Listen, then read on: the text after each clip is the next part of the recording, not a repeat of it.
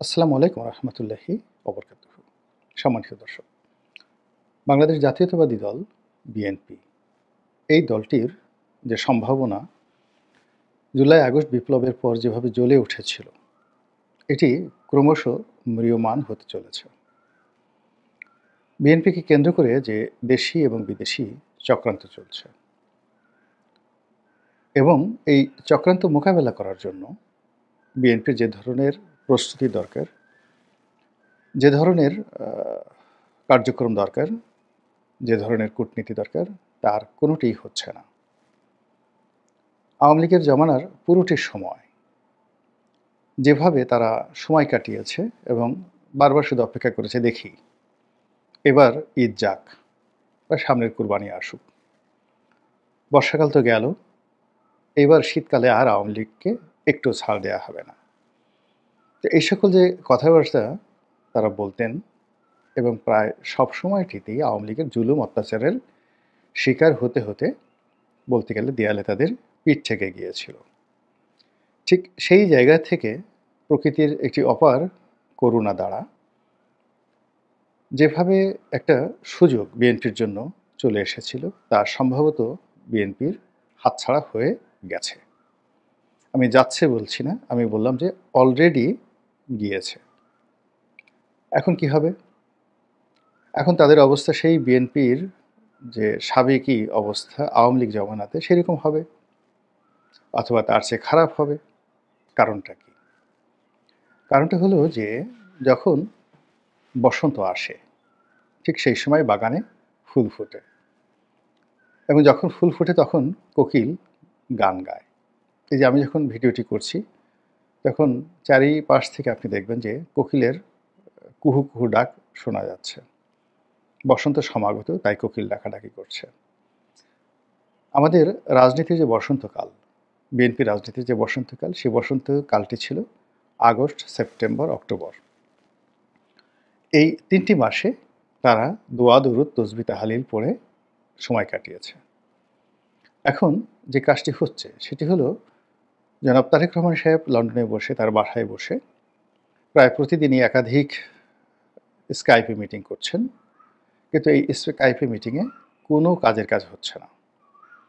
তার দলের যারা লোকজন রয়েছে তাদের মধ্যে কোনো আতঙ্ক, ভয় বা দলের চেইন অফ কমান্ড মান্য করার যে আনুগত্য, সেই আনুগত্য তারা প্রদর্শন করছেন না। অধিকন্ত তৃণমূল পর্যায় থেকে শুরু করে একেবারে সর্বোচ্চ পর্যায়ে বাংলাদেশে যারা রাজনীতি রয়েছে তাদের বিরুদ্ধে বিস্তর অভিযোগ। বিভিন্ন পদ পদবি ব্যবহার করে কোথাও দরকার যদি মব জাস্টিস, তারা সেই কাজটি করছেন এবং এই অপকর্ম করার জন্য যেখানে জামাতের সাথে মিত্রতা দরকার তা হচ্ছে, শত্রুতা দরকার তাও হচ্ছে, যেখানে সমন্বয়কদের সঙ্গে ছাত্র জনতার সঙ্গে বন্ধুত্ব করা দরকার তাও তারা করছে, আর যেখানে শত্রুতা দরকার তাও তারা করছে। এবং এই সকল কর্মকাণ্ড করতে গিয়ে তারা একটি বারের জন্য দলের সুনাম সুখ্যাতি, দলের ভবিষ্যৎ এবং রাজনীতি নিয়ে ভাবছেন না। ফলে কি হচ্ছে?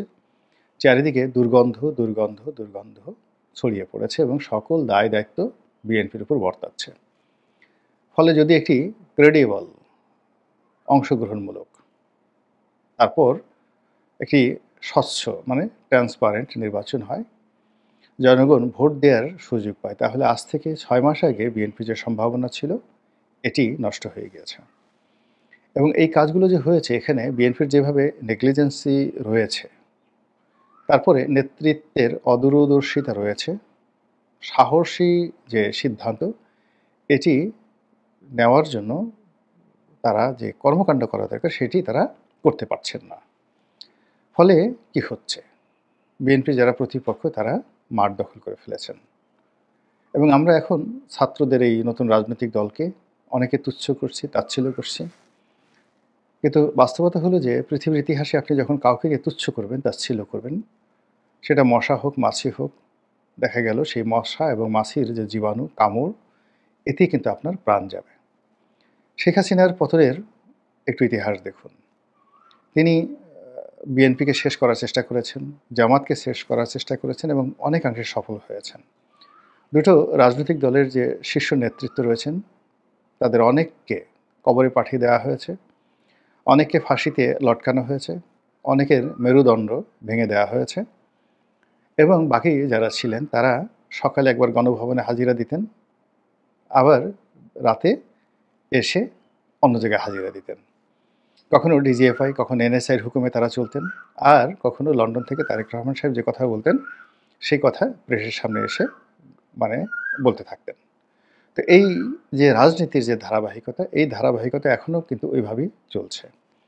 অথচ যদি জনাব তারেক রহমান সাহেব সেই আগস্ট মাসের 14 তারিখে 15 তারিখে চলে আসতেন, আমার কাছে মনে হয়েছিল যে আগস্ট মাসের 8-10 তারিখে জনাব তারেক রহমান সাহেবের জন্য বাংলাদেশটা নিরাপদ ছিল না। কিন্তু যেই মুহূর্তে ডক্টর মোহাম্মদ ইউনূস শপথ নিয়ে ফেলেছেন, ওই মুহূর্তে তিনি যদি বাংলাদেশে চলে আসতেন তাহলে পুরো রাজনৈতিক যে নেতৃত্ব এটি তার হাতে থাকতো। কিন্তু এখন যে পরিবেশ পরিস্থিতি তৈরি হয়েছে, এখন তিনি যদি চানও চেষ্টা করেন বাংলাদেশে আসার জন্য, সেটি হয়তো সম্ভব হবে না। বিভিন্ন কারণে এটি তার জন্য খুব ডেঞ্জারাস একটা গেম হয়ে যাবে। আমাদের দেশে 21শে আগস্টের গ্রেনেড হামলা হয়েছে, এটা আমরা জানি। কে করেছে, কারা করেছে, আমরা এখন পর্যন্ত জানি না। তো পাবলিক মিটিংয়ে গ্রেনেড হামলা চালানোর যে ইতিহাস এই বাংলাদেশে আছে। আগামীতে যদি 10 লাখ লোক নিয়ে জনাব তারেক রহমান কোনো বৈঠক করেন, সেখানে যে ধরনের অপকর্ম দুর্বৃত্তরা করবে না, কিংবা ভারতীয়রা করবে না, কিংবা আইএসআই করবে না, কিংবা আওয়ামী লীগ করবে না, এই কথা কিন্তু বলা যাচ্ছে না, এবং পুরো রাজনীতি সমূলে বিনাশ হয়ে যাবে। তো ওই পরিবেশ এবং পরিস্থিতি সামাল দেওয়ার জন্য যে ধরনের প্রশাসনিক ভিত্তি, রাজনৈতিক ভিত্তি এবং যে ধরনের জনসংযোগ দরকার ছিল, এই সময়টা এখন পার হয়ে গেছে। এখন বিএনপির বিরুদ্ধে বলতে গেলে ইউনূস সরকার, তারপর রাষ্ট্রের যে গুরুত্বপূর্ণ অর্গানগুলো রয়েছে, সব জায়গাতেই বিরক্তি চরমে। বিএনপির পক্ষ থেকে যে সকল রাজনৈতিক নেতৃবৃন্দ সরকারের সাথে যোগাযোগ করছেন, সামহাও তাদের মধ্যে কোনো অ্যাডাপশন হচ্ছে না। ক্যান্টনমেন্টের সাথে যে সকল কর্মকর্তাদেরকে, সাবেক কর্মকর্তাদেরকে বিএনপি হয়তো দায়িত্ব দিয়েছেন, তারা বর্তমান যারা সার্ভিস হোল্ডার রয়েছেন সেনাবাহিনীতে, তাদের সঙ্গে আসলে যোগাযোগ রক্ষা করতে পারছেন না, এবং প্রায়ই এখানে অনার সৃষ্টি তৈরি হচ্ছে এবং বিএনপির প্রতি অবিশ্বাস তৈরি হয়ে গেছে। তারপর ছাত্র জনতা যারা আছেন এই মুহূর্তে, তাদের কারোর সঙ্গে বিএনপির কোনো সম্পর্ক এখন পর্যন্ত হয়নি। কিন্তু বিএনপির যে সকল ধড়িবাজ লোকজন রয়েছেন, তারা ঠিকই ছাত্র জনতার দরবারে হাজির হয়ে তাদের অফিসে গিয়ে যার যার কাজকর্ম বাগানো দরকার, যার যতটুকু স্বার্থ রয়েছে সেই স্বার্থ অক্ষুণ্ণ রাখা দরকার, ইত্যাদি কর্মকাণ্ডগুলো কিন্তু তারা অনেকেই করেছেন। আমি নাম বলবো না, কিন্তু ঘটনা সত্য।